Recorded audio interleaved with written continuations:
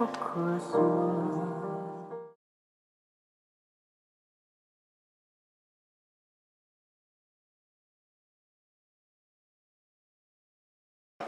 Alan García Campos, coordinador de la Unidad Jurídica y de Análisis de la Oficina en México de la Alta Comisionada de las Naciones Unidas para los Derechos Humanos. Gracias. Modera la senadora Lucero Saldaña Pérez. Muchas gracias. Muy buenos días. Sean todas y todos bienvenidos. Ya la parte que iniciamos con las mesas, la primera parte no solo fue protocolaria, sino fue el establecimiento de compromisos. Y ahora vamos a iniciar con los cómo, con los qués. Y tenemos hoy una mesa de lujo. Va a haber 4 mesas muy importantes que la Comisión de Derechos Humanos del Senado de la República agradece al Estado de Aguascalientes, a su gobernador, a la Comisión Estatal de Derechos Humanos, a que sean parte de esta organización. Nuestra presidenta, la senadora Angélica de la Peña, y el equipo de trabajo está muy complacido por esta gran organización.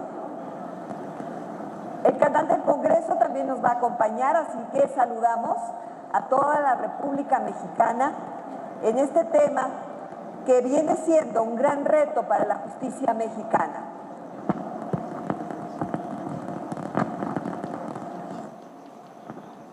Regresamos en un momento, tenemos problemas técnicos. Muy bien, podemos continuar. Bueno.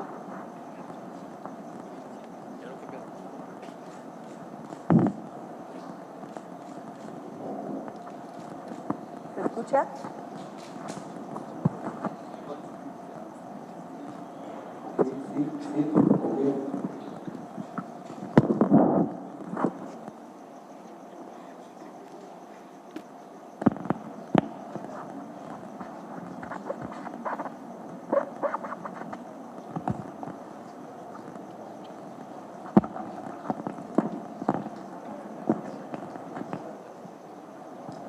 Esta primera mesa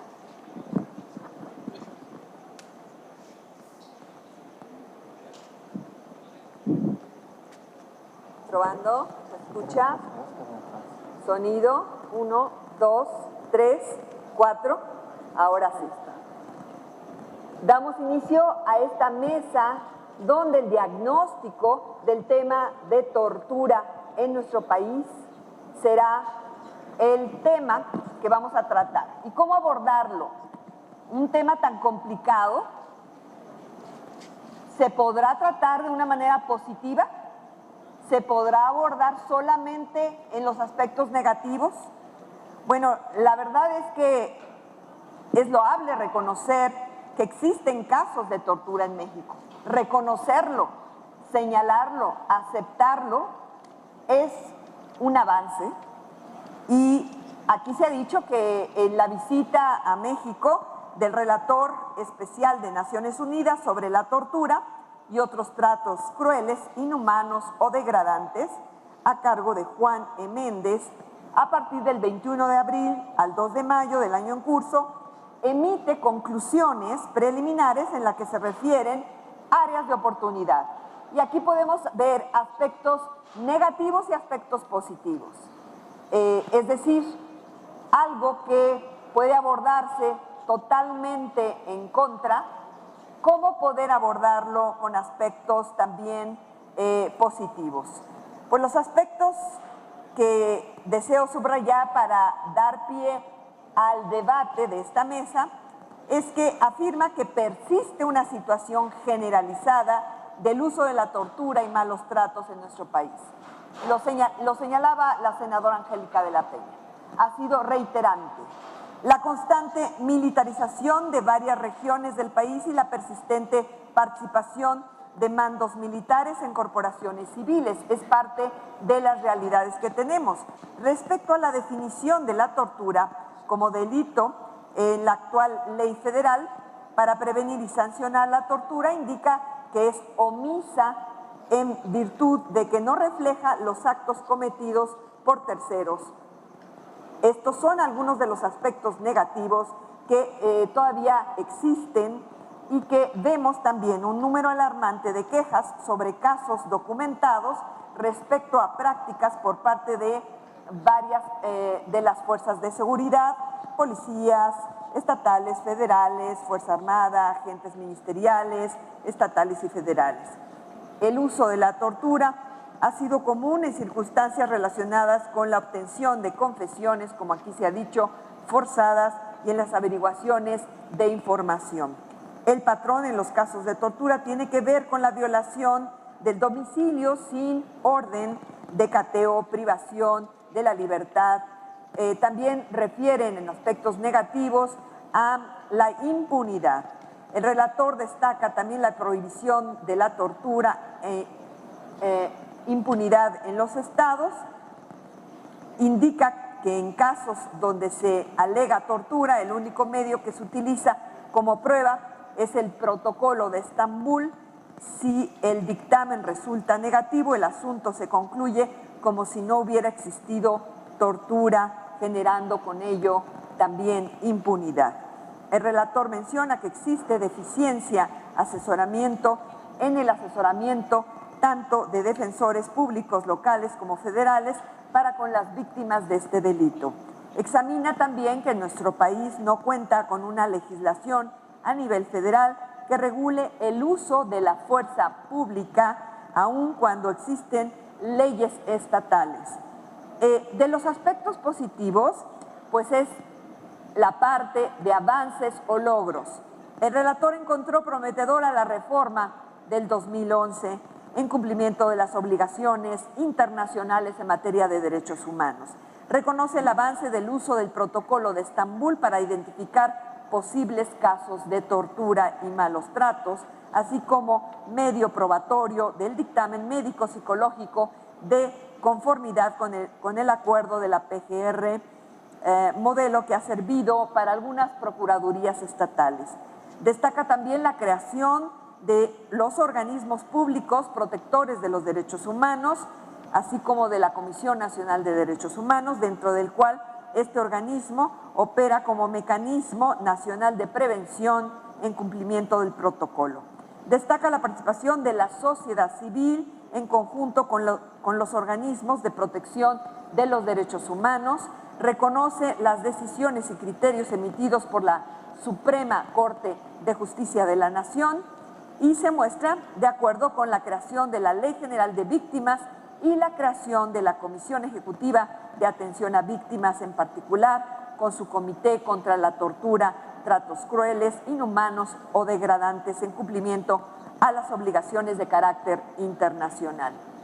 Inclusive, hoy se conmemora a nivel internacional el Día Mundial contra la Trata de Personas, que también forma parte de esto que hoy estaremos platicando, y su presidenta en el Senado estará también entre nosotros, la senadora Adriana Dávila.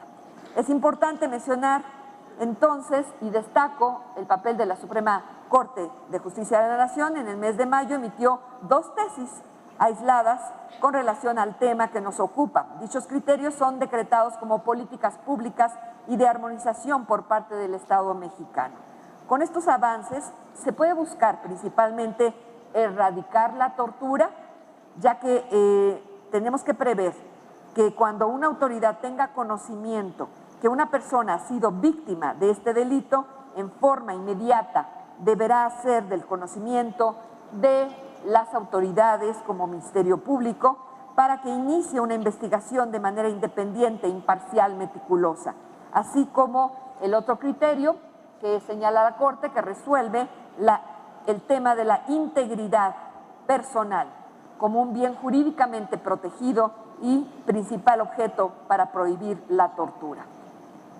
Entramos entonces de lleno con nuestros especialistas y vamos a pedirles en el orden programado su participación y al final, bueno, pues estaríamos pidiéndoles unas conclusiones también.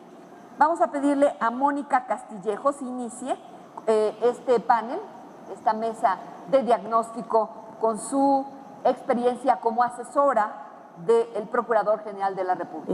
Bueno, como les comentaba, quiero agradecer muy especialmente a la Comisión de Derechos Humanos del Senado y en particular a la senadora Angélica de la Peña Gómez,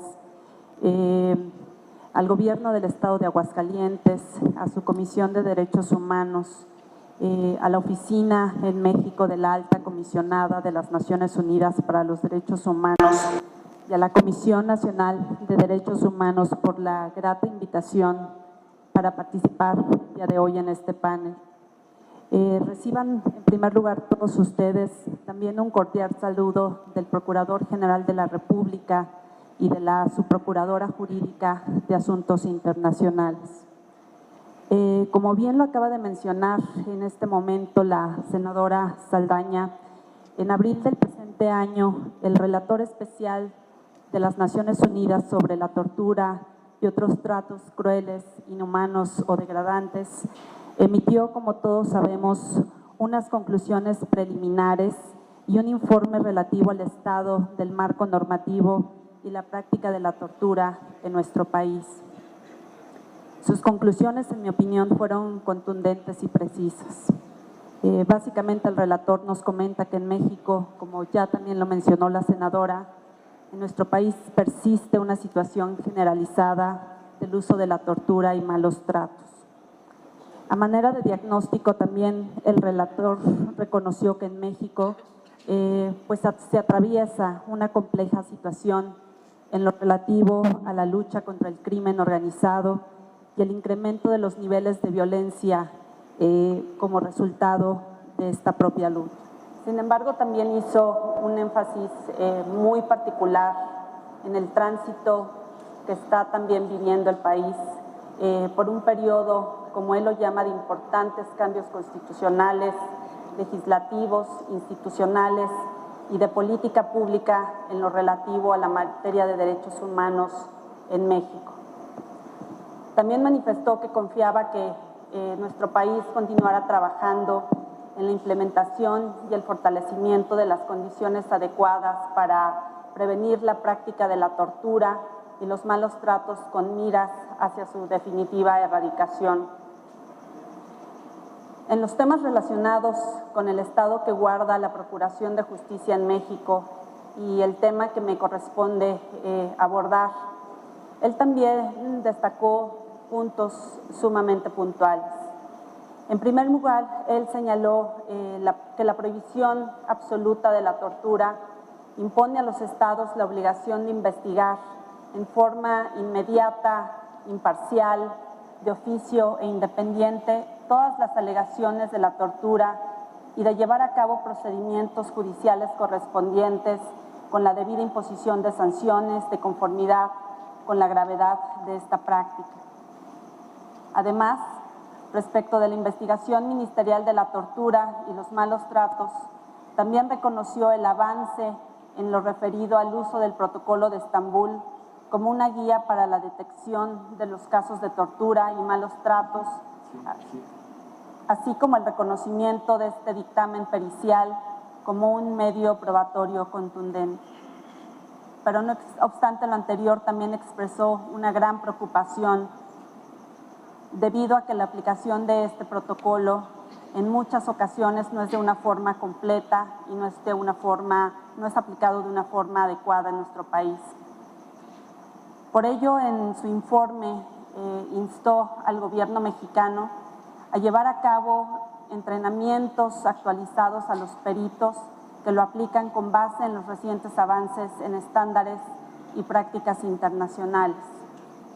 Desde esta perspectiva, la Procuraduría General de la República, siempre respetuosa de las recomendaciones formuladas por los organismos nacionales e internacionales de defensa y protección a los derechos humanos, ha llevado diversas acciones encaminadas a la investigación, sanción y erradicación de la tortura, tratos crueles, inhumanos y degradantes, con base en nuestra normatividad constitucional vigente, en la Ley Federal contra la Tortura, en la estrategia que instrumenta una política de un Estado en derechos humanos del Plan Nacional de Desarrollo 2013 y 2018, y todo ello alineado con los 5 objetivos del Programa Nacional de los Derechos Humanos 2014-2018, recientemente implementado por el Gobierno federal, así como con base en las obligaciones internacionales que nuestro país ha asumido en materia de los derechos humanos.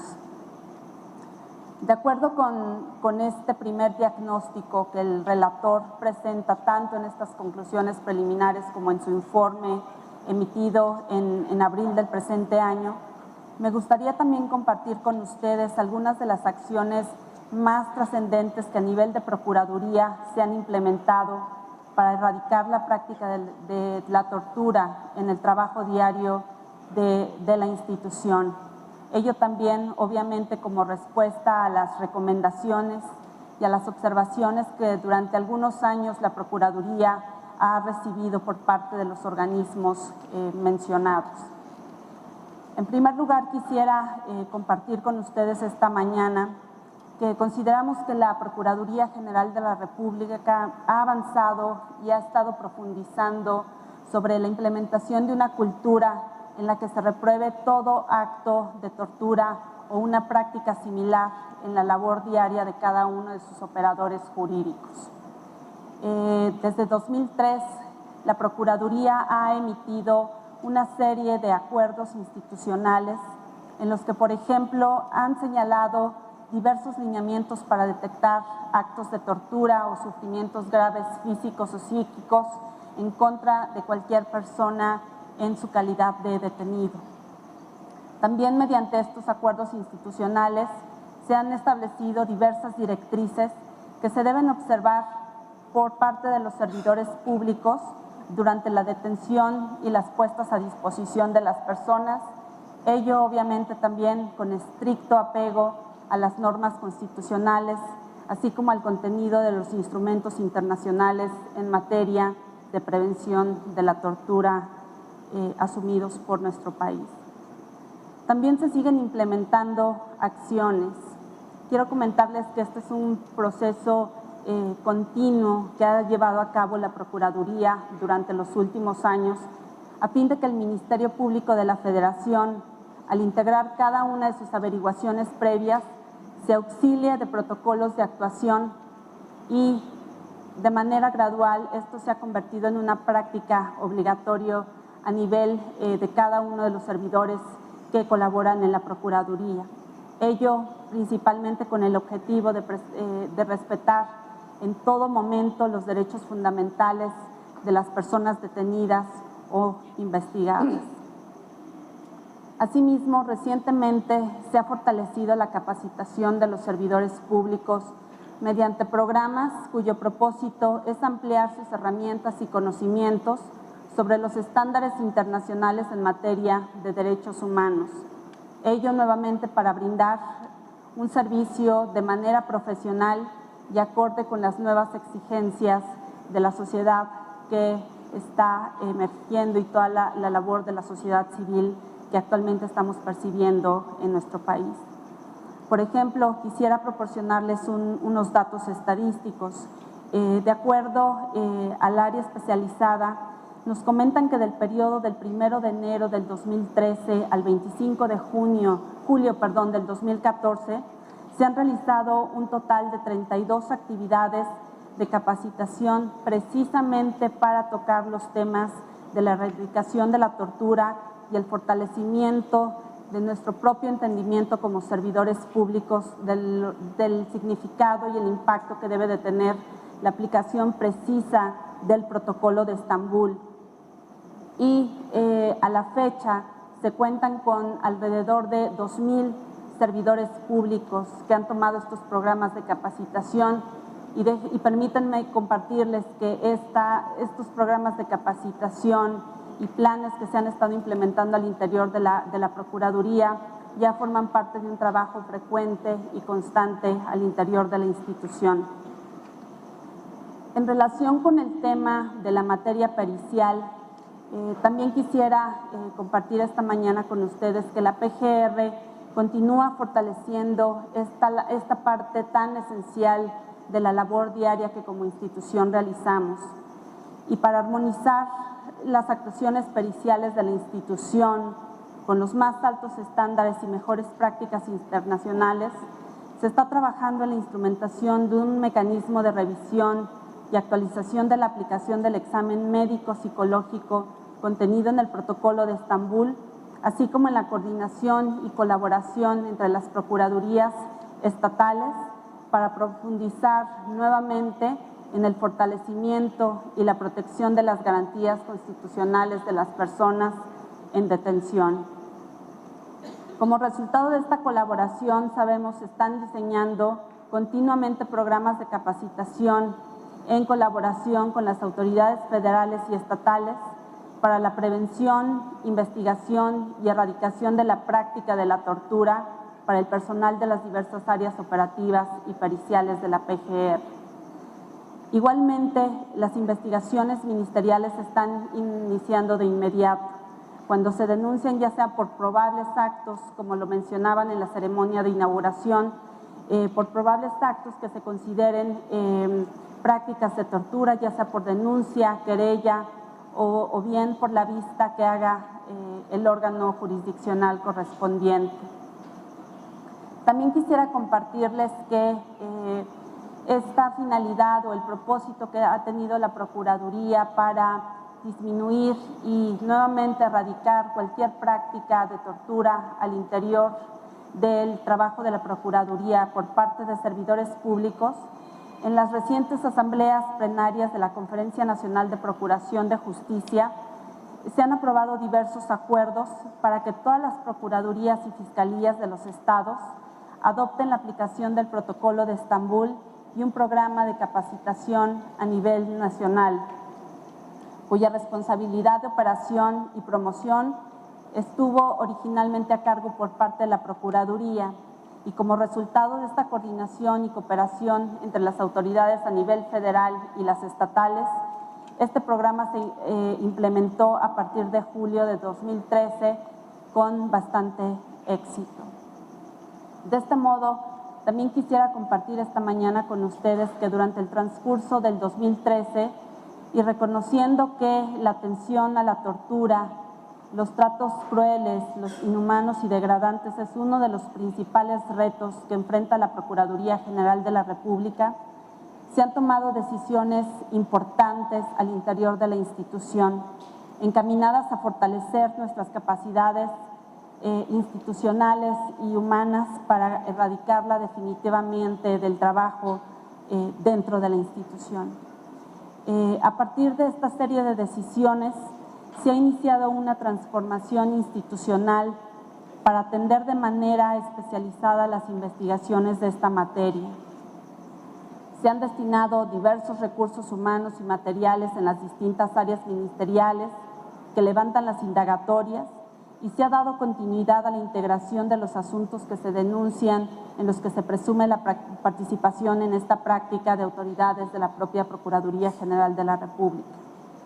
Y un ejemplo de una de estas decisiones relevantes fue precisamente la centralización en la Subprocuraduría de Derechos Humanos, Prevención del Delito y Servicios del monitoreo de los asuntos en esta materia. Y esto básicamente ha permitido que las averiguaciones previas que se inicien en las diferentes áreas de la Procuraduría sean constantemente monitoreadas y se les dé un seguimiento adecuado por parte de la Subprocuraduría de Derechos Humanos a fin de que tengan un trámite, el trámite adecuado y podamos arribar a una determinación.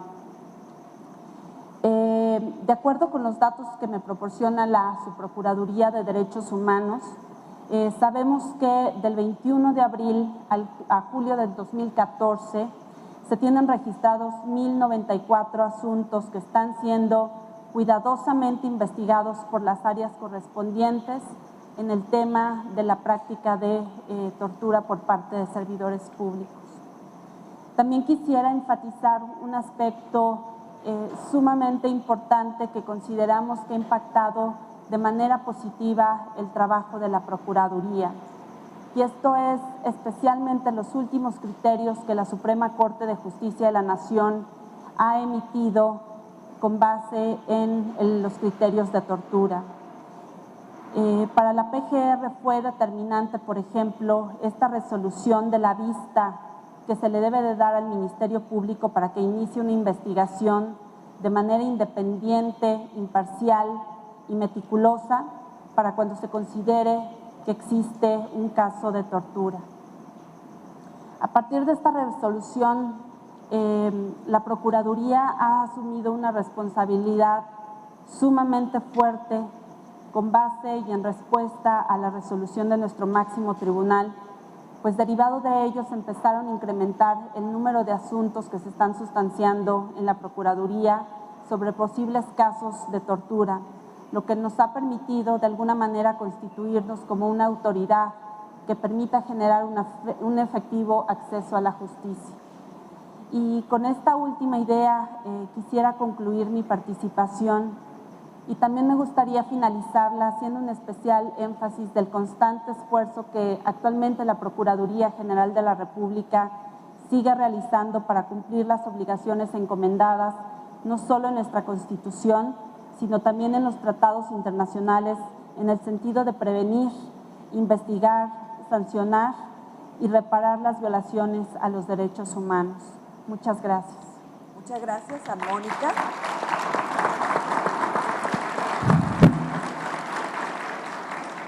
Muchas gracias a Mónica por su participación como asesora del Procurador General de la República, en donde nos ha dejado esta inquietud de por qué están apareciendo más casos en estos meses, a julio, 1090 casos, cuando, bueno, pues en el 2012 se registró un solo caso de tortura y conjuntamente con los tratos crueles, inhumanos y degradantes, esto ha ascendido pues a números mayores. Creo que el punto de vista de política pública nos refleja una aceptación de que no solamente son conductas aisladas, sino reiteradas, y el cómo atender, como se señalaba en la inauguración, cuando ya es un hábito similar a cualquier adicción, cómo pararlo, cómo establecer los límites y el que nuestro país pueda hacer erradicar la tortura. Vamos a escuchar ahora al director de INACIPE, a Rafael Estrada Michel, quien seguramente con las investigaciones y con el trabajo cercano a estos temas nos va a dar también una perspectiva interesante del tema de la tortura. Muchas gracias. ¿Se escucha bien? ¿Sí? Muchísimas gracias a la senadora Lucero Saldaña y con ella a esa triada estupenda de senadoras de la República que comanda como presidenta de la Comisión de Derechos Humanos del propio Senado la senadora Angélica de la Peña, y que integra también la senadora Adriana Dávila, que junto con senadores y senadoras pues han hecho una labor estupenda de la que nos sentimos muy honrados de haber podido participar en la medida de nuestras posibilidades. Muchas gracias por esta invitación. Muchas gracias también al Estado de Aguascalientes. Como decía el ombudsman de este Estado, el licenciado Martín Jáuregui, es particularmente honroso para nosotros participar justo cuando se están cumpliendo 100 años de una convención que, muy bien decía usted, abrió la esperanza, como el maestro Vasconcelos recordaba, para mejores situaciones en nuestro país. Es una feliz casualidad estar aquí 100 años en este estado privilegiado de nuestro país. Me da mucho gusto también compartir la mesa con queridos amigos como Mónica Castillejos, como Alan García. Vamos a aprender muchísimo de ellos, ya lo hemos hecho de Mónica, por lo tanto yo procuraré ser breve. Pero me encontré por ahí una frase de Montaigne que me gustaría compartir con ustedes, porque habla muy a las claras de que la tortura pues era vista ya como un absurdo, como una desistematización, si se me permite la palabreja, como algo que no venía a cuento con lo más elemental que se busca en un proceso de carácter penal, que es la verdad. Decía Montaigne, siglo XVI, en sus ensayos, que es peligrosa invención la tortura, y parece que las torturas sean más bien pruebas de paciencia que de verdad. Oculta la verdad del que las pueda sufrir, y el que no las puede sufrir, pues también la oculta. Pues, ¿por qué el dolor me ha de hacer confesar lo que es antes que forzarme a decir lo que no es? Es decir, Montaigne está haciendo un práctico, como lo será 250 años después, y hace 250 años precisamente, el juez de Beccaria, también en su Tratado de los Delitos y de las Penas. La tortura finalmente no lleva a conseguir nada, por lo menos en la sede de investigación y en la sede de procuración de justicia. A lo más tendremos una versión tímida, parcial de los hechos, que poco se concatena con la verdad. Y en ese sentido, y habiendo escuchado muy detenidamente al señor visitador de la Comisión Nacional de los Derechos Humanos, que creo que estuvo muy bien, muy puntual en su discurso en el momento inaugural, me gustaría referirme a lo que decía la senadora Lucero Saldaña respecto de los aspectos positivos que podemos sacar de un informe como el del relator de Naciones Unidas, y que hemos atendido, por cierto, junto con los visitadores y el presidente de la comisión, con especial atención en el Consejo Consultivo de la Comisión Nacional de los Derechos Humanos, porque sí es muy preocupante la escalada de cifras, es muy preocupante que podamos estar hablando de un deterioro exponencial de este tema, después de lo que muy atinadamente señalaba doña Angélica de la Peña, después de una reforma tan estructural y de tanto calado como fue la reforma de 2011, que nos obliga a acercarnos a este y a otros muchísimos temas de manera muy distinta, sobre todo a los temas que están relacionados, por supuesto, con los derechos humanos y con el principio pro dignitate. Bueno, pues los aspectos positivos que podrían sacarse del informe de la relatoría son precisamente que estamos en el camino de, como quedó muy claro en lo que mencionaba Mónica Castillejos, poner soluciones no meramente en el terreno normativo, sino soluciones prácticas, soluciones que pudieran cumplir con el sueño de Montaigne y de Beccaria, en el sentido de que para nadie es estimulante ni tiene ningún sentido practicar la tortura y otros tratos crueles, inhumanos o degradantes, que a veces se nos olvida por estar enfatizando demasiado en el tema de la tortura como fuente de una investigación. La senadora de la Peña hablaba del principio de dignidad humana y de cómo la reforma de 2011, poquito antes, ya desde 2010, con su incorporación sin ambajes en el texto constitucional, nos obliga a pensar en este principio pro dignitate como la única razón de ser del Estado mexicano.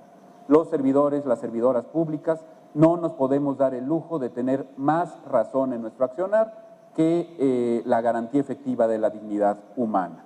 Y en este sentido, y concatenando con la reforma de 2008 a nuestro sistema de enjuiciamiento penal, cabe preguntarse, ¿por qué en un sistema acusatorio y adversarial es debido proceso, es decir, se nos debe a los gobernados, se los debemos a los gobernados, el que el Estado tenga la carga de la prueba atinente a mantener la dignidad humana?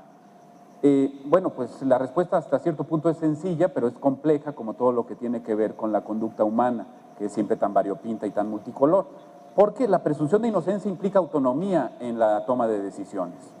Y en este sentido queda muy claro y es muy gráfico. Si yo no tengo la autonomía y la libertad para producirme en un proceso de carácter penal como yo crea que es adecuado, conforme a lo que yo considere que es la verdad de los hechos, pues simple y llanamente se está violando de manera muy grave la razón de ser del Estado constitucional y democrático de derecho, en este caso en México, que es la dignidad humana. No puedo ser autónomo en un sentido kantiano y por lo tanto me están instrumentalizando, como reza la segunda manera de hablar del imperativo categórico de Kant. Estoy convertido en un medio, en un instrumento, y no se me reconoce mi naturaleza y mi esencia de fin en mí mismo, mi autonomía y por lo tanto mi dignidad. Y bueno, yo quisiera saber si, como muy bien señalaba también el senador Cervantes, si hemos cumplido con el principio de progresividad en los derechos humanos que también marca nuestra Carta Constitucional a partir de la reforma de 2011. Es decir, hemos avanzado en esto. Platicábamos en la mañana con la doctora Solini, que es la secretaria general académica del INACYPE, para suerte de nuestro propio instituto, sobre lo que ocurría en el año 91. Yo por entonces, les confieso, una confesión de carácter personal, no arrancada por tortura, sino por lo contento que estoy en este foro, que yo empezaba mis estudios de Derecho por entonces. Y me sorprendió grandemente, porque pues, siempre uno entra a la carrera pensando que va a ser una especie de Perry Mason y que las cosas son como en las películas y en las series de televisión, pues que el asunto de la tortura era una cuestión de la Inquisición, que si acaso veríamos en Historia del Derecho cuando habláramos del derecho indiano y poco más, ¿no?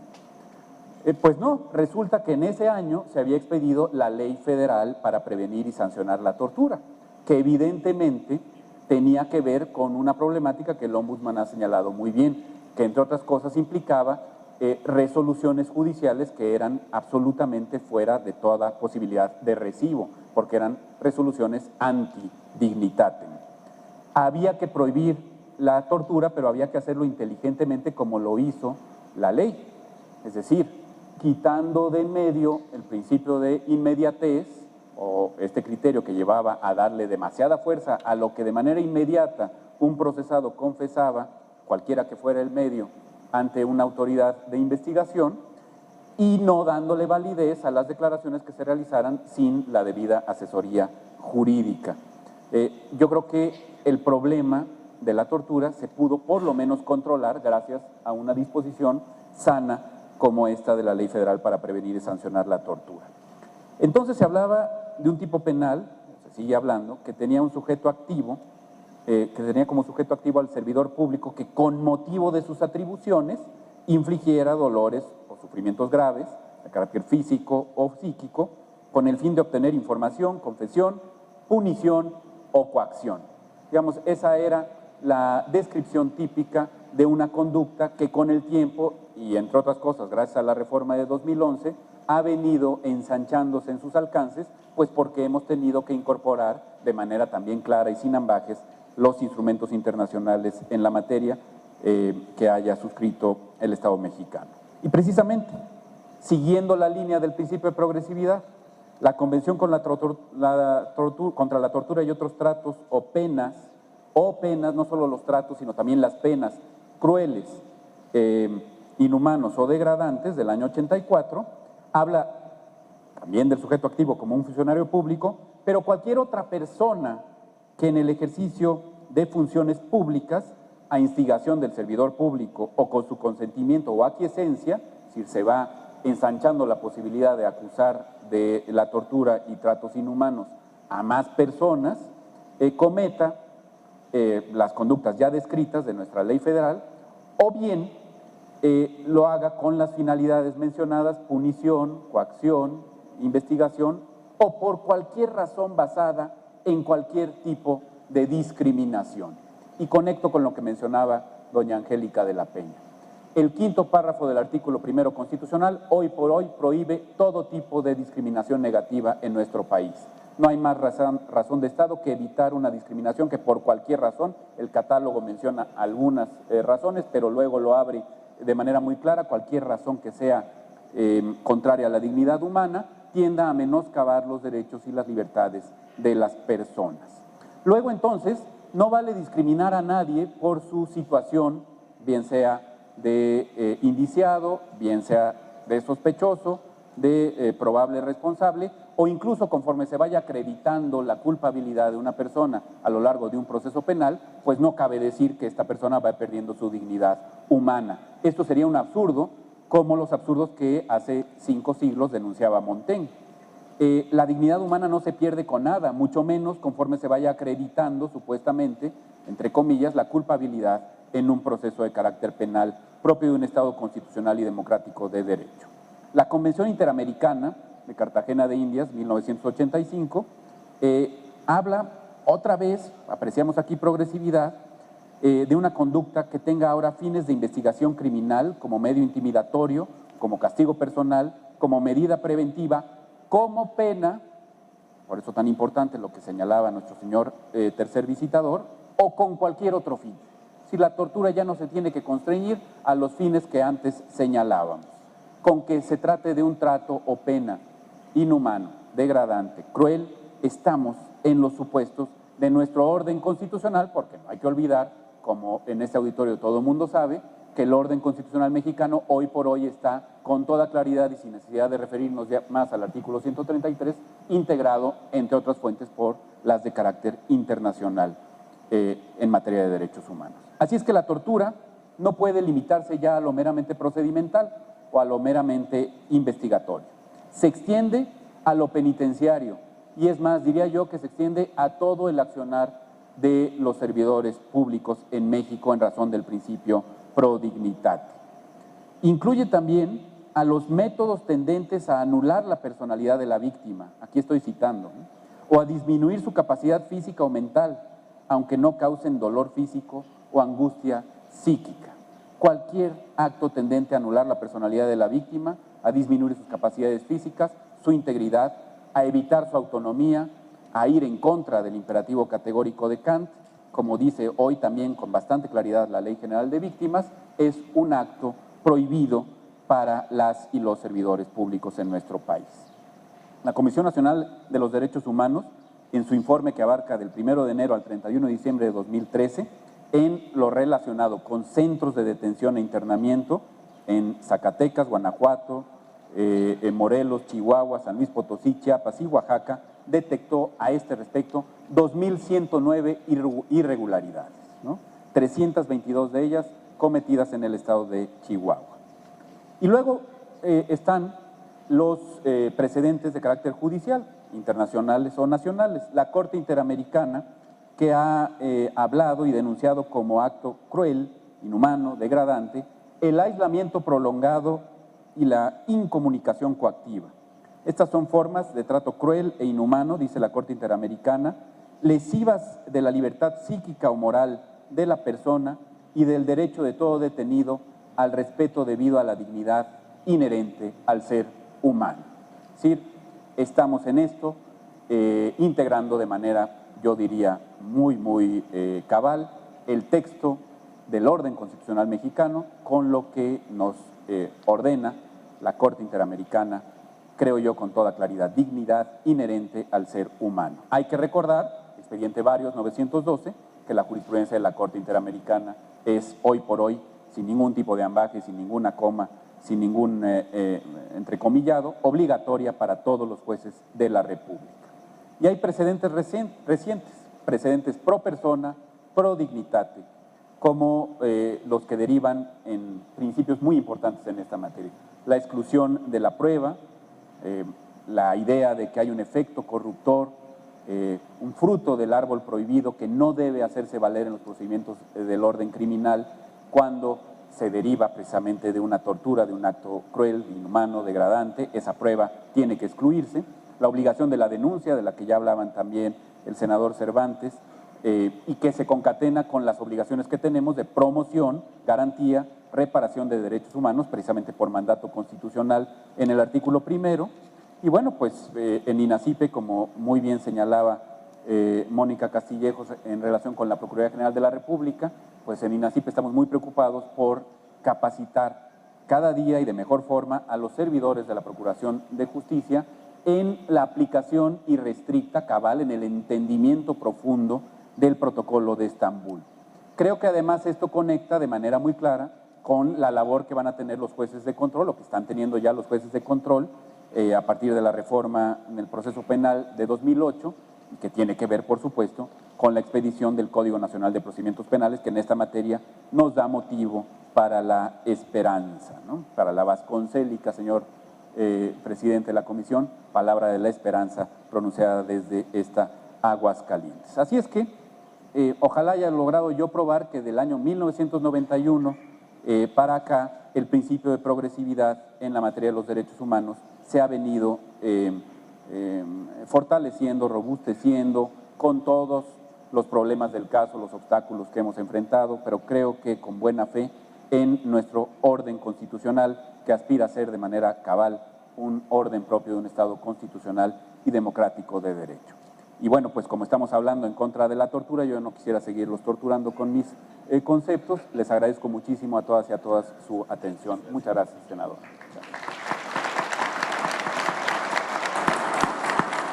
Muchas gracias a Rafael Estrada como director del Instituto Nacional de Ciencias Penales. Interesante y muy puntual análisis desde la óptica de los principios, qué tanto hemos avanzado también en lograr estos principios de la dignidad humana, de la progresividad, del derecho a la salud, del derecho a la integridad personal, el derecho a la legalidad y a la seguridad jurídica, a recibir un trato humano y digno. Estos derechos, estos principios que tenemos que seguir analizando qué tanto pueden ir avanzando, y nos va trazando líneas para, desde el legislativo, tener una idea de unas reformas importantes para contra el tema de la trata y a favor de la prevención. Vamos ahora a escuchar el análisis también interesante, seguramente, de Alan García Campos. Él es coordinador de la Unidad Jurídica y de Análisis de la Oficina en México de la Alta Comisionada de las Naciones Unidas para los Derechos Humanos. Adelante, Alan. Muchas gracias, senadora. Muy buenas tardes. Ya un verdadero privilegio estar este día compartiendo con ustedes. Agradezco de manera muy puntual a la Comisión de Derechos Humanos, a la senadora Angélica de la Peña, por el esfuerzo organizativo junto con el Gobierno del Estado que nos ha permitido dialogar acerca de uno de los temas más preocupantes, tanto a nivel mundial como en México. Un privilegio compartir igualmente la mesa con Mónica y con Rafa. Como ya se ha dicho, la tortura constituye una de las prácticas más reprobables y extendidas de nuestro tiempo. No hay, por desgracia, Estado que haya permanecido a esta horrenda práctica. Incluso en la actualidad, democracias así denominadas consolidadas no solamente atestiguan su práctica, sino que incluso se han atrevido a dar argumentos, entre comillas, que pretenden respaldarla en determinadas circunstancias críticas. A nivel internacional no hay un ápice de duda. La tortura, la práctica de la tortura es total y absolutamente reprobable. Se dice cotidianamente que los derechos humanos no son absolutos, y ciertamente algunos derechos humanos no son absolutos en la medida en que conviven con otros derechos y se tienen que hacer ejercicios de ponderación entre unos y otros. Pero cuando estamos hablando de la tortura, aquí sí estamos frente a una prohibición absoluta, una prohibición categórica que no acepta ningún argumento excluyente.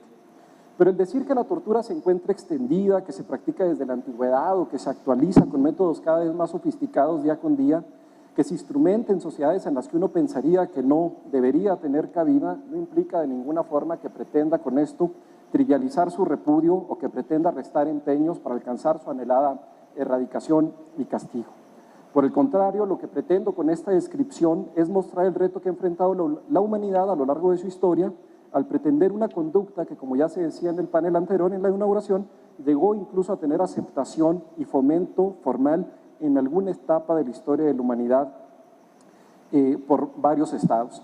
Sin embargo, esto ha cambiado y hoy en día no hay duda de que la tortura es una de las violaciones más graves y manifiestas a los derechos humanos.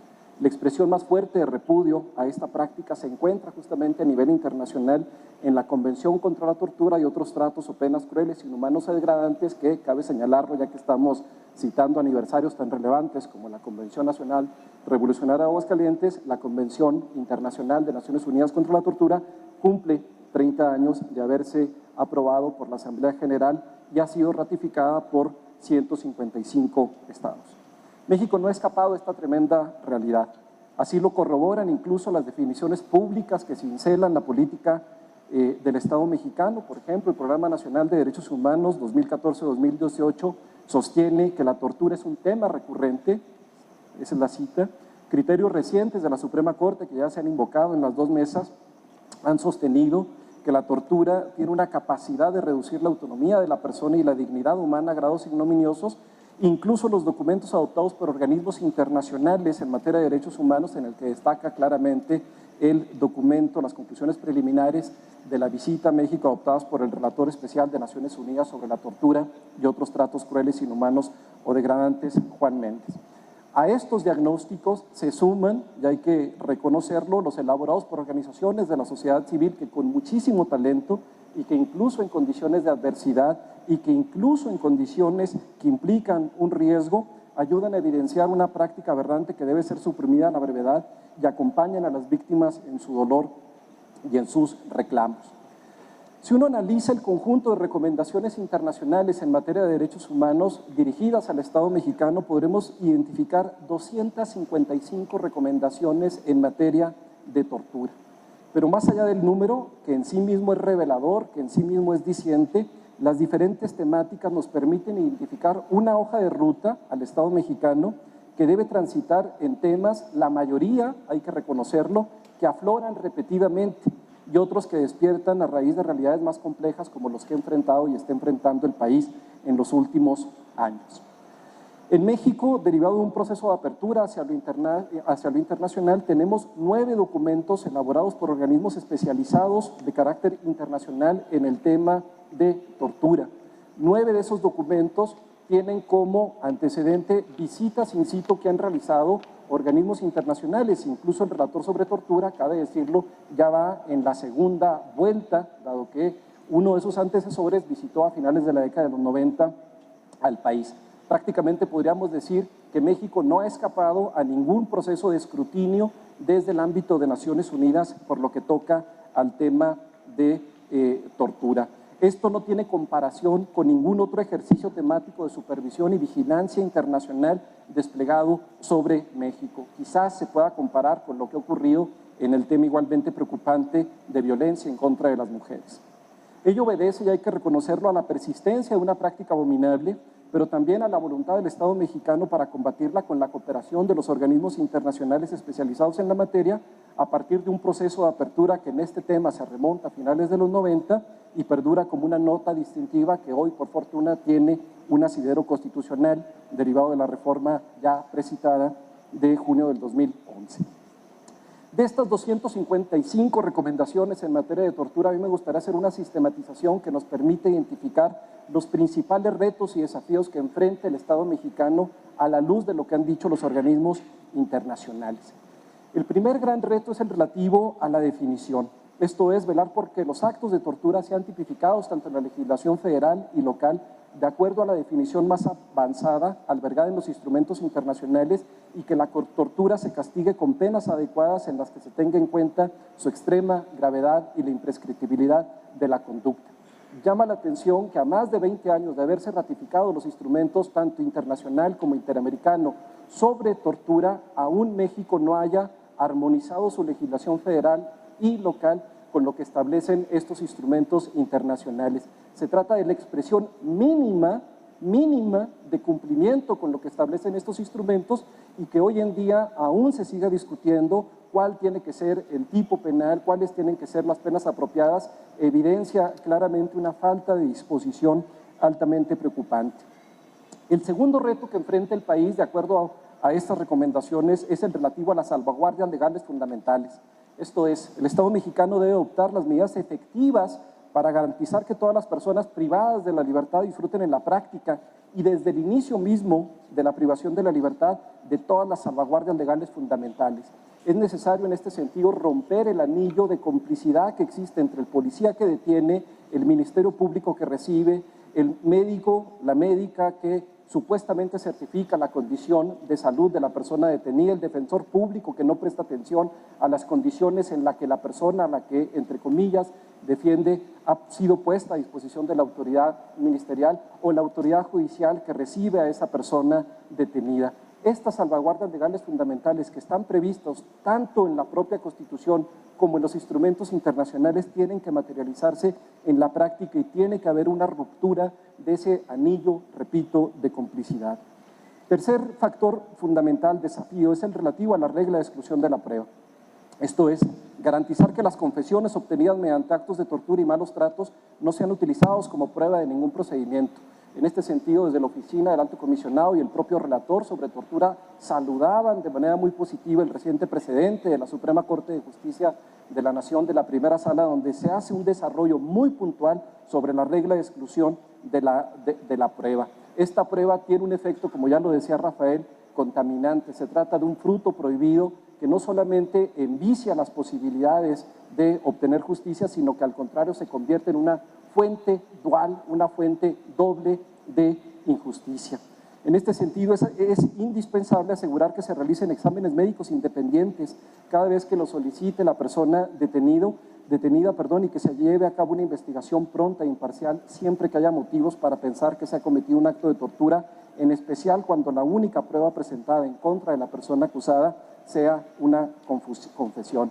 Y en esta materia, la carga de la prueba en todos estos supuestos no puede recaer en la presunta víctima. La carga de la prueba de que esa confesión fue extraída de manera lícita, de manera legítima, tiene que recaer invariablemente en el propio Estado. El cuarto desafío que identifico es el relativo a las detenciones arbitrarias. Las detenciones arbitrarias son un instrumento estimulante de la tortura. Es indispensable garantizar la pronta puesta a disposición del juez o del Ministerio Público de las personas privadas de la libertad, restringir el uso de la detención en flagrancia al momento preciso de la comisión del delito y dejarse de hacer interpretaciones extensivas del concepto de flagrancia, garantizar la correcta identificación de los miembros de las fuerzas de seguridad, asegurarse de que todas las personas sospechosas que sean objeto de una investigación penal sean inscritas sin demora en un registro de detención en donde se garantice la cadena de custodia y la identificación en esa cadena que es, digamos, en los distintos eslabones en donde una persona usualmente en ese espacio de opacidad es víctima de tortura. Adoptar las medidas necesarias para garantizar en la práctica el derecho de toda persona privada de la libertad a un recurso inmediato para impugnar la legalidad, la constitucionalidad y la convencionalidad de su detención, que las restricciones a la libertad sean la última medida a adoptar con el fin de eliminar riesgos de detenciones innecesarias y de la comisión de tratos crueles, inhumanos o degradantes, y regular, de acuerdo a los estándares internacionales, el uso de la fuerza al momento de la detención. Y hablando de detenciones arbitrarias, es indispensable que el Estado mexicano elimine de la legislación, de la Constitución y de la práctica el arraigo, como ya lo han señalado múltiples organismos internacionales. El reto adicional que identifico es el relativo a la impunidad. La impunidad, como sabemos, es el principal mensaje auspiciante de la práctica de la tortura.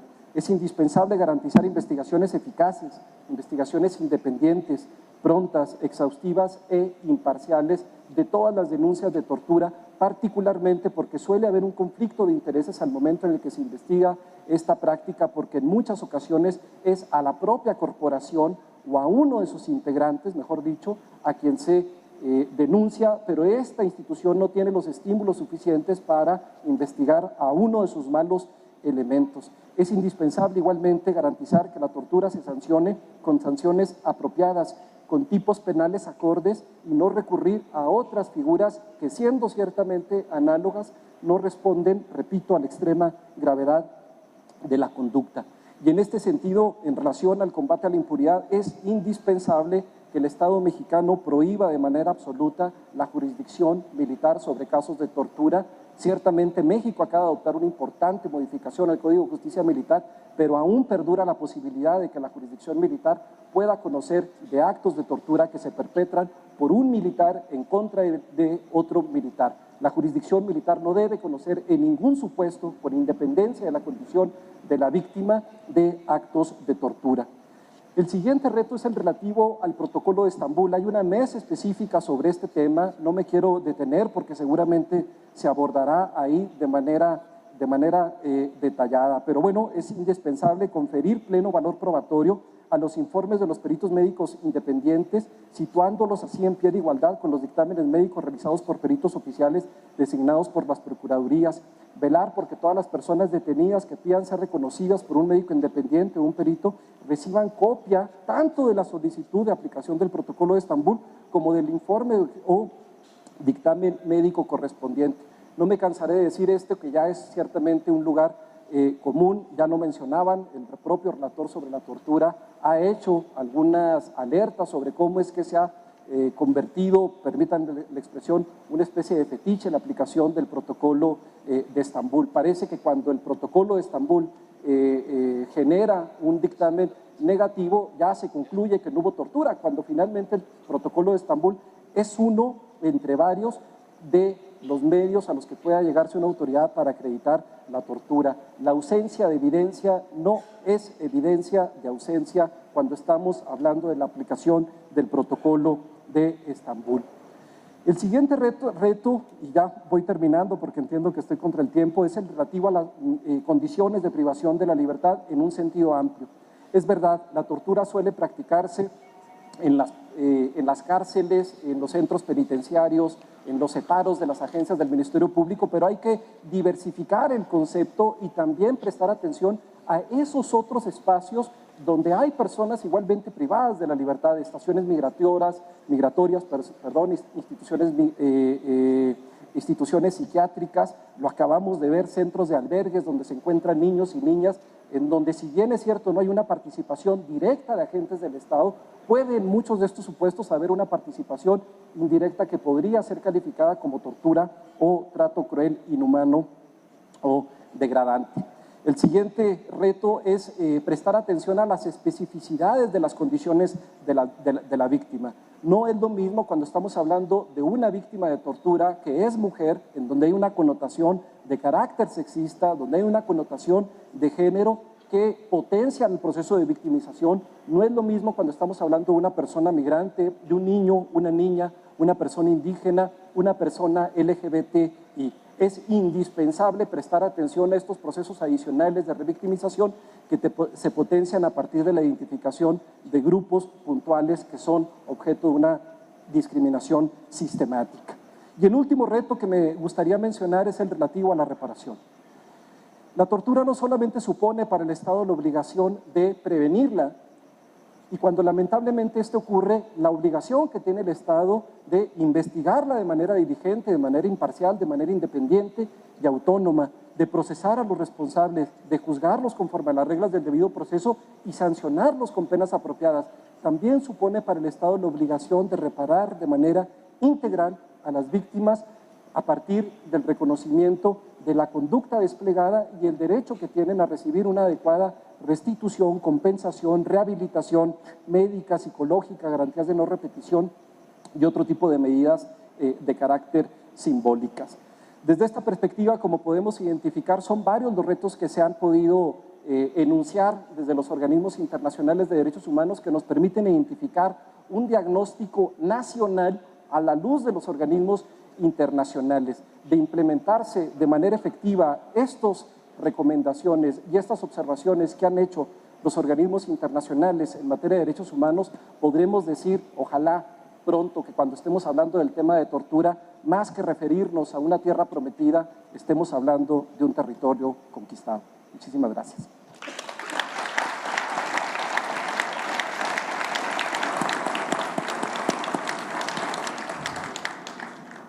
Sí, esperamos que este territorio conquistado desde Aguascalientes marque una pauta de un México que veía culturalmente aceptable una práctica que viola los derechos humanos.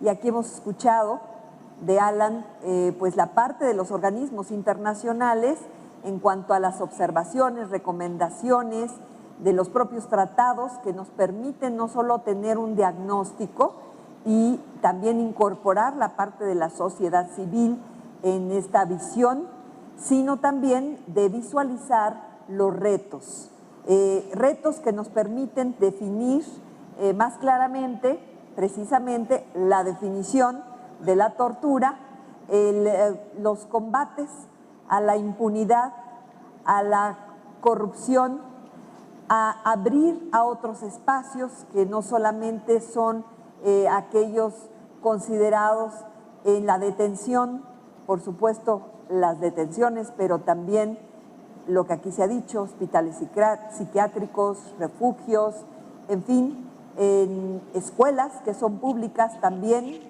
y que podamos ver la parte de los segmentos más vulnerables, aquellos sectores de la población que requieren de una especificidad en el trato, la reparación de las víctimas, como aquí también se ha señalado.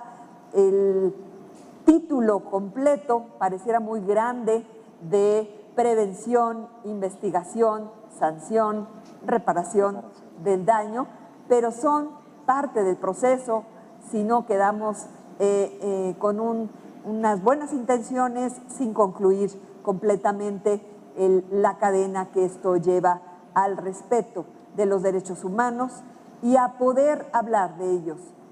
Yo quisiera preguntarles si alguien quiere agregar algo más, adicionar una especie de conclusión para cerrar este panel en el orden que deseen. Sí. Mónica. Bueno, a manera de conclusión, a mí me gustaría expresar que efectivamente como instituciones de procuración de justicia enfrentamos un gran reto en reducir el número de casos de tortura dentro de la actuación diaria de la Procuraduría.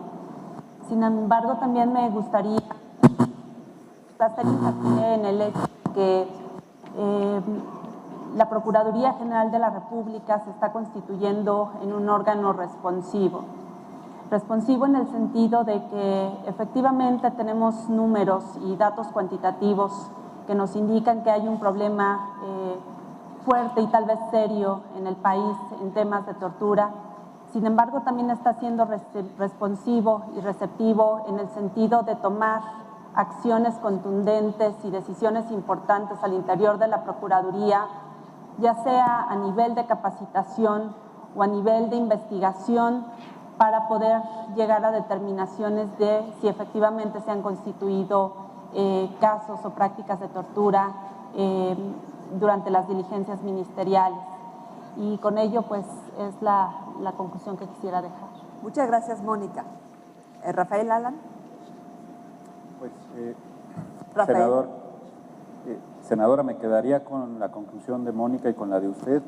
Simplemente cerraría yo diciendo, con los consejos muy prácticos que ha dado Alan, que me parecería absurdo pretender resolver los problemas y pretender garantizar el derecho a la verdad, incluso a la verdad histórica que tienen las víctimas de los delitos, creando más víctimas, en este caso víctimas del indebido proceso, de un proceso inadecuado, acompañado de tortura o de tratos o penas inhumanos, degradantes, crueles.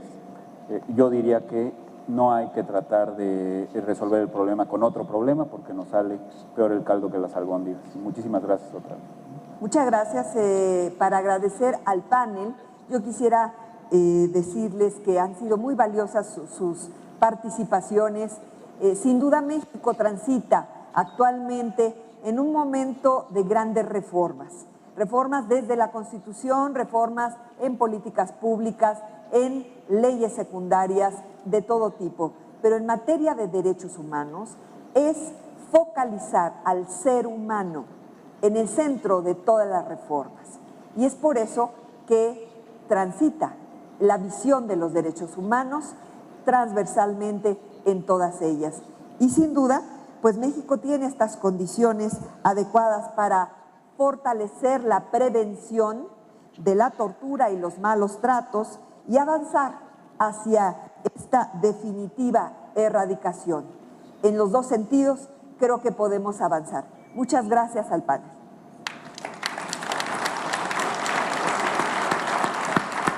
Gracias por acompañarnos a la primer mesa del foro Prevención, Investigación y Sanción de la Tortura en México. Los invitamos a que en cuestión de 3 minutos continúen con nosotros para iniciar la segunda mesa, Visión de la Sociedad Civil.